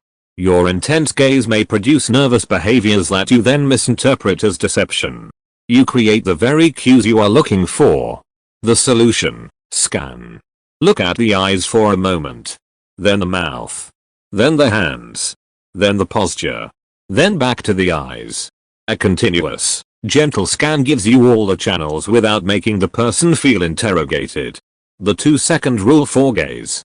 Here is a practical guideline. In a normal personal conversation, make eye contact for 1 to 2 seconds at a time, then look away naturally, at their mouth, their hands, or something in the room. Return after 1 to 2 seconds. This is normal conversational gaze. It does not trigger defensiveness. And it gives you regular glimpses of the eyes without the tunnel vision problem. When you want to test a specific question, look at their eyes as you finish the question, then watch their face and body as they answer. The first second after your question is when micro-expressions and eye blocks appear. Putting it together, an eye-focused protocol. Here is a step-by-step approach to using eye information in a conversation where you have reason to be attentive. Step 1. Establish baseline. First 3 to 5 minutes. Note their normal blink rate, typical gaze patterns, and any habitual eye behaviors. Do they look away when thinking? Do they maintain steady contact? What do their eyes look like when relaxed? Step 2. Introduce the sensitive question. Ask your question clearly and then stop talking. Do not fill the silence. Step 3. Watch the first second. Immediately after your question, look at their eyes. Do they blink rapidly or freeze? Blink suppression. Do they perform an eye block? Squeeze. Is there any scleral show? Eye widening. Do their eyes show fear, anger, or contempt? Step 4. Watch the answering phase. As they answer, note, do they maintain unnatural eye contact, as if performing? Do they break gaze appropriately for a thinking question? Does their blink rate return to normal or stay changed? Step 5. Compare to baseline. Ask yourself, on a scale of 1-10, how different are their eyes now from their relaxed baseline? If the difference is significant and occurs specifically on the sensitive topic, you have useful data to combine with cues from the voice, face, and body. Chapter 9. The Power of Strategic Silence. Most people are terrified of silence in conversation. The moment a pause stretches beyond 2 seconds, they feel an urgent need to fill it with a rephrased question, an explanation, a joke, or an escape route for the other person. This instinct is the enemy of lie detection. Silence is not empty space. It is a tool. When wielded strategically, silence does what no question can do. It forces the other person to reveal what they would rather hide. Liars, under the pressure of silence, over-explain, contradict themselves, or confess. Truthful people, by contrast, tolerate silence comfortably because they have nothing to fear. This chapter teaches you to overcome your discomfort with silence and use it as one of your most powerful deception detection techniques. Why silence works on liars. The liar's greatest fear is not being caught by evidence. It is being caught by your suspicion. And nothing signals suspicion like silence. When you ask a question and then go silent, the liar faces a psychological dilemma. If they say nothing, the silence continues. In their mind, every passing second feels like you are judging them, seeing through them, waiting for the lie to collapse. If they speak, they must produce something, but they have already given their rehearsed answer. Anything more risks contradiction or over-explanation. The liar's brain, already under cognitive load, now adds a new demand. Interpret the silence. Is this person suspicious? Do they know something? Should I add more detail? Should I change my story? This mental pressure often produces the very verbal leaks we discussed in chapter 4, non-answer answers, unsolicited details, and contradictions between what they said before and what they say now. Truthful people do not experience silence this way. They may find it awkward, but they do not feel threatened by it. A truthful person, asked a question and met with silence, will typically do one of two things: wait patiently for the next question, or ask "Did you hear me?" They rarely rush to fill the void with self-incriminating chatter. The two types of strategic silence. There are two distinct ways to use silence in lie detection. Each works in different conversational moments. Type 1. The pre-answer silence. You ask a question. Then you say nothing. You wait. This silence occurs before the person has answered. Its purpose is to prevent you from rescuing them from a difficult question.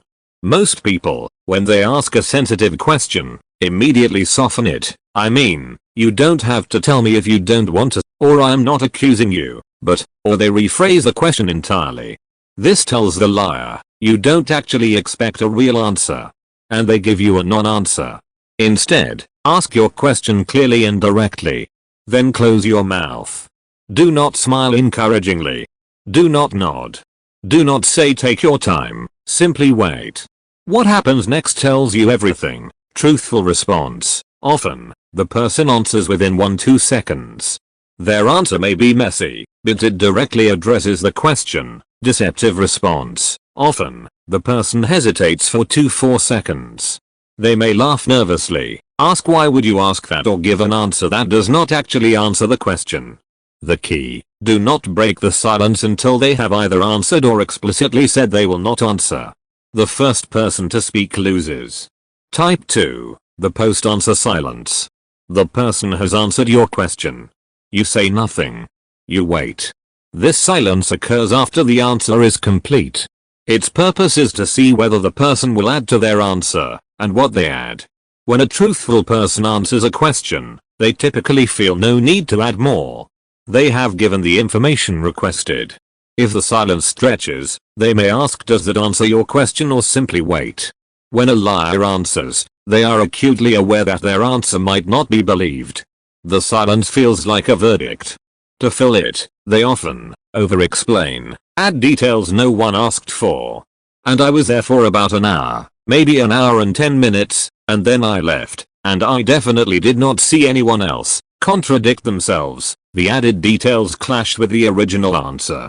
First answer: I left at 8. After silence: actually, it might have been 7:45. Appeal to your trust. You believe me, right? Or I wouldn't lie to you about this. Change the subject. Anyway, what about you? The key: after they finish their initial answer, count to 5 in your head. Most liars cannot tolerate 5 seconds of silence after answering a sensitive question. They will crack before you reach 5. The silence muscle. Training your tolerance. If the idea of sitting in silence for 5 seconds makes you uncomfortable, you are normal. Most people find silence aversive. But like any skill, silence tolerance can be trained. Drill 1. The 3-second pause. Low stakes. In low stakes conversations, asking a coworker about a project, asking a friend what they want for dinner, deliberately pause for 3 seconds after they answer. Do not explain the pause. Just pause. Notice what happens. Most people will add something. I mean, unless you had another idea, or but I'm flexible. This is not deception. It is normal social filling. You are simply training yourself to tolerate silence. Drill 2. The 5-second count. Medium stakes. In conversations where you have mild curiosity, asking a family member about their day, asking a partner about a decision, after they answer, Silently count to 5. Use your fingers under the table if needed. Observe. Do they add information? Do they become uncomfortable? Do they ask why you are quiet? Note your own discomfort too, the urge to speak, to reassure, to fill. Drill 3. The calibrated silence. Real application. When you have genuine reason to be attentive, the situations this book is for, use strategic silence. Ask your question. Receive the answer. Then wait, not aggressively, not staring, but present and silent. If they ask why are you being so quiet, you have a choice of responses. Neutral, I'm just listening. Honest, if relationship allows, I want to make sure I understand everything you're saying. Redirect, I'm waiting to see if there's anything else. Do not apologize for the silence. Silence is not rudeness. It is attention. What silence reveals about the relationship? Strategic silence does not just detect lies. It reveals the health of the relationship. In a relationship where honesty is the norm, silence is tolerable. Both people can pause to think, to choose words carefully, to simply be together without speech. Silence is not threatening. In a relationship where deception is present, silence feels dangerous to the liar, and often to the truth seeker as well. The liar fears what the silence might uncover. The truth seeker, you, may fear what the silence might confirm. If you find yourself unable to tolerate silence with a specific person, if you always rush to fill, to reassure, to change the subject, ask yourself why. The answer may have nothing to do with lie detection and everything to do with your own fear of what you might learn. Common mistakes with strategic silence. Mistake 1, the accusatory stare. Silence combined with a hard, unblinking stare is not strategic, it is intimidating. It will make honest people defensive and liars hostile. Neither helps you.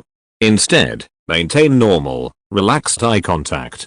Let your face be neutral but not cold. You are waiting, not hunting. Mistake 2, the premature rescue. You ask a question. The person hesitates. You feel the silence becoming awkward.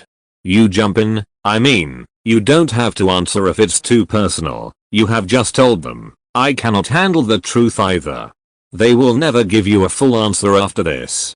Instead, count to 5 before you even consider speaking. Let them be the one to break. Mistake 3, the silence as punishment. Strategic silence is a tool for gathering information, not a weapon for making people suffer. Using silence to punish someone for a suspected lie, without any evidence, damages relationships and produces false confessions. People will say anything to end the silence. Instead, use silence sparingly, on questions where the answer genuinely matters. Overuse dulls its power. When not to use strategic silence. Silence is not always appropriate. Do not use silence when the person has a communication disability, stutter, aphasia, social anxiety disorder. Silence may cause genuine distress that has nothing to do with deception. You are in a formal or hierarchical setting where silence would be perceived as insubordination or aggression. The stakes are very low. Not every question requires a silence test. You have already established that the person is telling the truth. Silence after an honest answer is just awkward. Do use silence when you have asked a direct question about a sensitive topic. The person's initial answer feels incomplete, rehearsed, or evasive. You have noticed clusters of deception cues, verbal, vocal, or facial, and want to see if they add more. You are willing to hear whatever comes next, including things you do not want to know. The difference between silence and listening. Strategic silence is not about being quiet. It is about listening while being quiet. Most people, when they go silent in a conversation, are actually preparing their next question or response. Their brain is busy, not empty. That is not strategic silence. That is a pause between performances.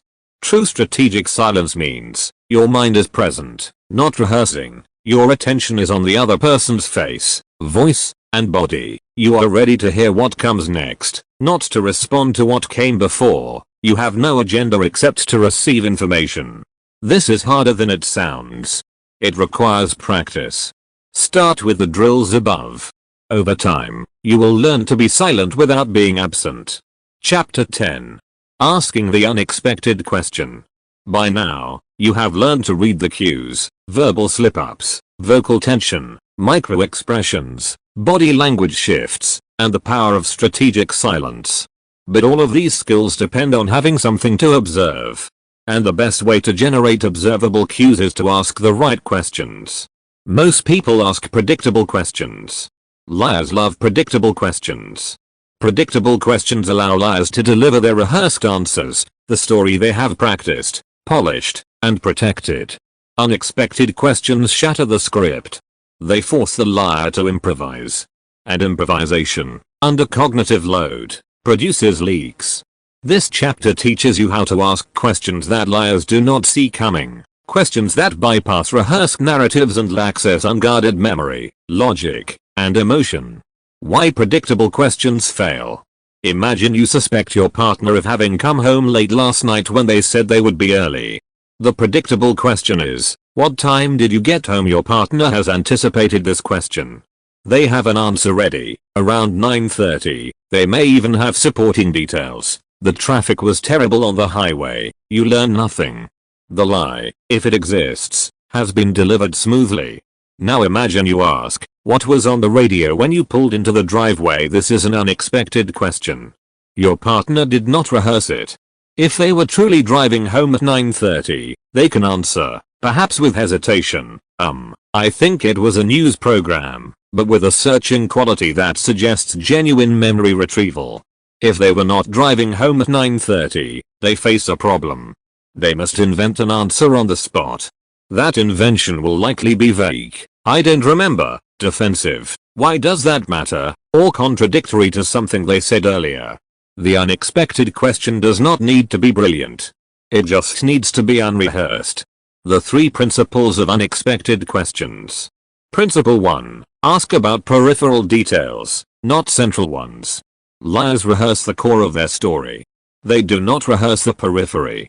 Central detail. Where were you at 8 p.m.? Peripheral detail. What was the temperature in the room? What did the person next to you order? What was the first thing you saw when you walked in? Truthful people can access peripheral details because they were actually there. Liars either cannot answer or answer with suspicious vagueness. Principle 2. Ask about sensory experience.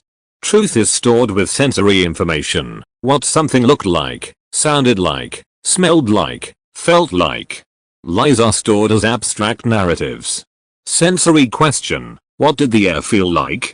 Was it cold? What sound did the door make when it closed? What color was the carpet? Liars often respond to sensory questions with hesitation, overgeneralization, it was a normal room, or irritation, how would I remember that? Truthful people may pause to search memory, but they find something. Principle 3. Ask about sequence and timing in reverse. Liars rehearse stories in chronological order. First this happened, then this, then this. Reverse order questions disrupt that rehearsal. Reverse order question. Tell me what happened from the end backwards, or what happened right before you left. Truthful people can often re-sequence events, though they may struggle. Memory is not perfectly linear. Their struggle looks like genuine effort, pauses, corrections, wait, let me think. Liars struggle differently. Their struggle looks like collapse. They cannot re-sequence because the sequence is invented, not experienced. They may refuse outright, I can't do that, give up quickly, or produce a version that contradicts their original chronology. 6 specific unexpected question techniques. These techniques range from gentle to confrontational. Use the least intrusive technique that fits your relationship and the stakes. Technique 1. The timestamp probe. Ask for a specific time reference on a minor detail. Example, you said you got coffee around 10. What time did you actually order? Like, when did the transaction go through? Why it works. Truthful people often do not know the exact minute. They will say I don't know, maybe 10:03, which is fine. Liars, desperate to appear precise, may give an overly specific answer, 10:07 exactly, or become defensive, how would I remember that? Listen for unprompted precision, liar, versus comfortable approximation, truthful. Technique 2. The second order question. Do not ask about the event itself. Ask about the preparation or aftermath of the event. Example, Instead of did you go to the gym, ask what did you do with your gym bag after you got home. Why it works. Liars rehearse the event, going to the gym. They rarely rehearse what happened before or after. A truthful person who went to the gym can tell you where they put their bag. A liar must invent. Listen for vague answers, I just put it away, or subject changes. Technique 3. The comparative question. Ask the person to compare two similar events, one you know is true, one you are testing. Example, you know how last Tuesday you called me when you left work? Why didn't you call this Tuesday? Why it works. The truthful person has an explanation that fits their pattern. The liar must invent a reason for a difference that may not exist. Caution, works only when you have a genuine baseline of past behavior. Technique 4. The unverifiable detail check. Ask about a detail that seems real but is actually impossible to verify, and watch whether the person pretends to know. Example, did you see the new mural on the side of the coffee shop? There is no mural. Why it works. A truthful person who was there will say I didn't notice a mural or I don't think so. A liar, wanting to appear observant, may say oh yeah, I saw that or I think so, confirming they were not actually there. Ethical note, this is a mild entrapment technique. Use only when stakes are high and other methods have failed. It can damage trust if discovered. Technique 5. The temporal disruption. Ask about a detail that forces the person to re-anchor their timeline. Example, you said you left at 8. But earlier you mentioned the news was on when you walked in. The news comes on at 6 and 11. Which one was it? Why it works. Liars often create internally inconsistent timelines because they are constructing events in isolation. The truthful person resolves the inconsistency easily. Oh, it must have been a rerun, or maybe it was 6 and I misremembered. The liar struggles to reconcile without contradicting themselves. Listen for long pauses, hedging, well, I'm not sure, or contradictions. Technique 6. The Columbo method. Ask a question, accept the answer, and then, as if it just occurred to you, ask a follow-up that reopens the topic. Example, so you were home by 9 yes. 30 seconds later, after talking about something else, oh, one more thing, you said you were home by 9.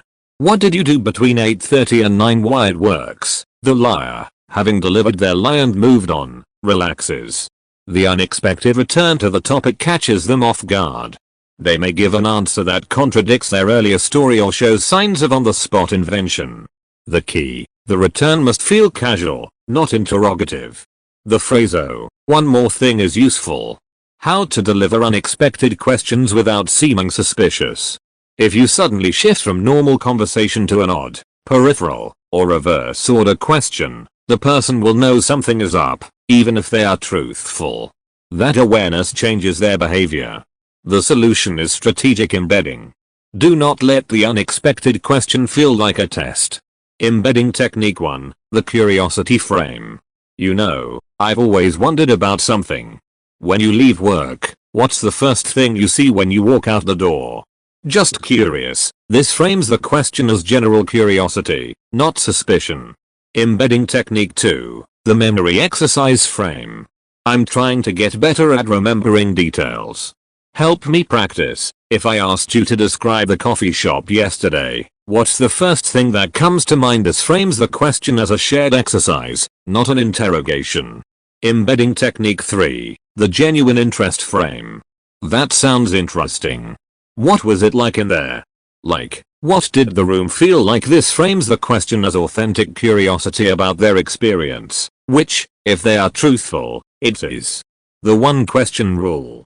Do not ask a barrage of unexpected questions. Asking too many, too quickly, will overwhelm a truthful person, making them feel interrogated, tip off a lie that you are testing them, produce so much data you cannot parse it.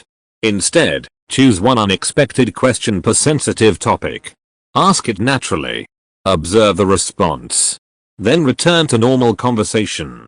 If the response gives you reason for further attention, you can ask a second unexpected question later, perhaps in a different conversation, or after sufficient time has passed. Quality over quantity. What to listen for in the response. When you ask an unexpected question, you are not looking for a specific answer. You are looking for the process of answering.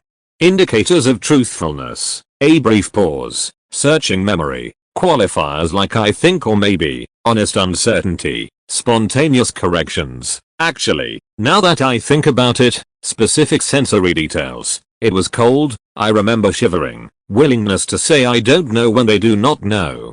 Indicators of possible deception: a long pause, constructing an answer, overly specific details, rehearsed precision, defensiveness, why are you asking about that, vague, generic answers, it was fine, normal, answering a different question than the one asked, sudden loss of memory, I don't remember anything about that. One or two indicators mean nothing.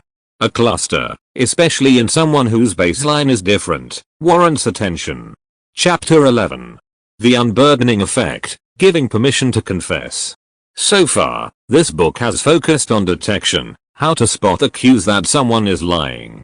But there is another path to the truth, one that does not require you to play detective at all. Sometimes, the fastest way to uncover a lie is to make it safe for the liar to stop lying. This chapter introduces the unburdening effect, the psychological phenomenon in which people voluntarily confess to deception when they feel genuine permission to do so.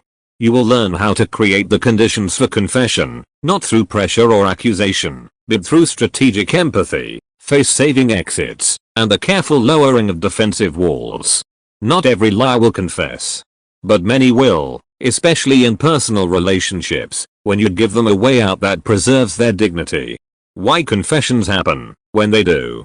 Most people are not sociopaths.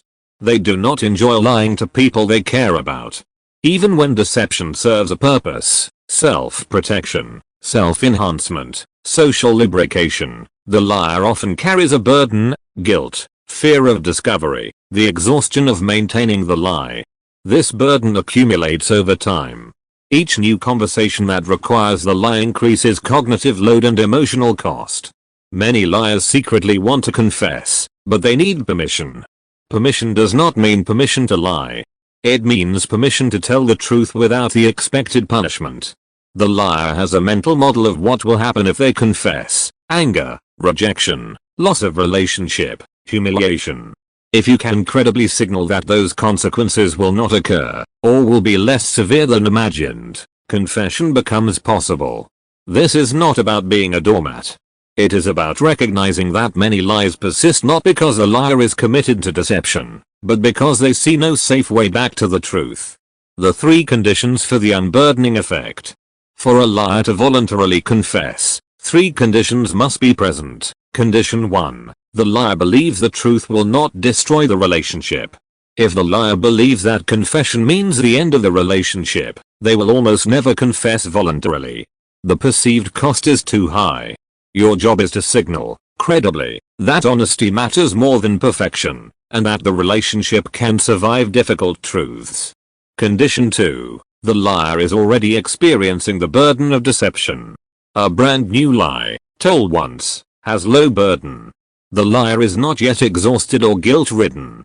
Unburdening works best on lies that have been maintained over time, the kind that require ongoing effort and produce ongoing anxiety. Condition 3. You provide a specific, low-threat opportunity to confess. Vague invitations, "You can tell me anything," rarely work. Specific, structured opportunities, "I want to ask you something, and I want you to know that whatever you say, we will figure it out together," are far more effective. The 4 techniques of the unburdening effect. These techniques are not manipulations. They are communication strategies that lower defensiveness and create psychological safety. Use them when you suspect deception but would prefer a confession over a confrontation. Technique 1. The assumption of positive intent. Begin by stating that you assume the person had a good reason for whatever they did, even if that reason was to avoid hurting you or to protect themselves. Example: I know you love me, and I know you would never want to hurt me intentionally. So if something happened that you haven't told me about, I assume there was a reason that made sense to you at the time. Why it works: most liars expect accusation. Positive intent disarms defensiveness. It says, "I am not your enemy. Help me understand." The key, You must believe what you are saying, at least enough to say it authentically. False empathy is detected instantly. Technique 2. The normalization of imperfection. Communicate that you do not expect perfection, from yourself or from them. Admit your own flaws and mistakes first. Example, look, I've made mistakes. I've said things I shouldn't have, and I've hidden things I was ashamed of. I'm not asking you to be perfect. I'm just asking for honesty from here forward. Why it works. The liar's internal narrative often includes if they knew the real me, they would reject me. Normalizing imperfection removes that fear. You are not asking them to be a saint. You are asking them to be real. The key, self-disclosure must be genuine. Do not manufacture flaws. Simply acknowledge what is true about you. Technique 3. The future-focused question. Instead of asking did you lie, past-focused, accusatory, ask what would you do differently if we could start over from last week, future-focused, collaborative. Example, if we could rewind to Tuesday night, is there anything you would handle differently? I'm not trying to trap you. I genuinely want to know why it works. Future-focused questions are less threatening. They invite reflection rather than confession. And often, the liar will reveal the truth indirectly. I would have just told you I needed some time alone instead of saying I was working late. The key, accept the indirect confession. Do not force them to say I lied. The information is what matters, not the phrasing. Technique 4. The face-saving exit. Provide a specific, face-saving way to tell the truth without admitting to malicious intent. Give them a reason that is understandable, even if not fully justifiable. Example, I've been wondering if maybe you didn't tell me because you were afraid I'd be upset. Or maybe you just didn't know how to bring it up. Either way, I'd rather know now than find out later. Why it works. The liar's biggest barrier to confession is often shame. A face-saving exit gives them a ladder to climb down.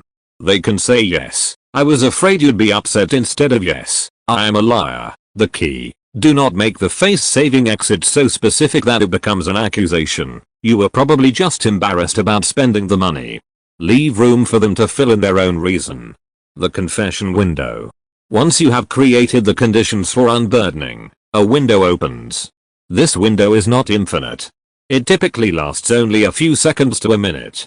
During this window, your behavior matters enormously. Do stay silent. Strategic silence from chapter 9. Maintain open, relaxed body language. Make gentle, intermittent eye contact, nod slightly to encourage continuation. Wait.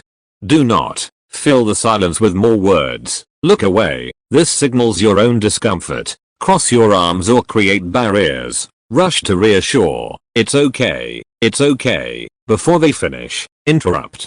If the person begins to speak, hesitantly, perhaps with tears or frustration, let them. The first words out of their mouth may be partial or indirect. Do not correct them. Do not demand more specificity. Let the confession unfold at its own pace. If the confession does not come during the window closes. The person has chosen not to unburden. You can try again another time, or you can shift to other methods, confrontation, evidence presentation. But pushing after the window closes usually produces denial, not confession. What to do when they confess? The moment of confession is fragile. How you respond determines whether the relationship heals or fractures further. Step 1. Receive without interrupting. Let them finish. Do not say I knew it. Do not list the clues you noticed. Do not punish them with your knowledge. Just receive. Step 2. Acknowledge the difficulty. Say something simple, that must have been hard to say, or, thank you for telling me. This acknowledges the courage confession requires. It does not excuse the lie. It simply recognizes the act of truth-telling. Step 3. Differentiate between the lie and the liar. You can say, I am not happy about what happened. But I am grateful you told me the truth. This allows you to hold two things at once, disapproval of the deception and appreciation for the confession. It tells the person that honesty is valued, even when the underlying behavior is not. Step 4. Move to repair. Once the confession is complete and acknowledged, ask, what do we need to do to fix this and move forward? The shifts from past, the lie, to future repair.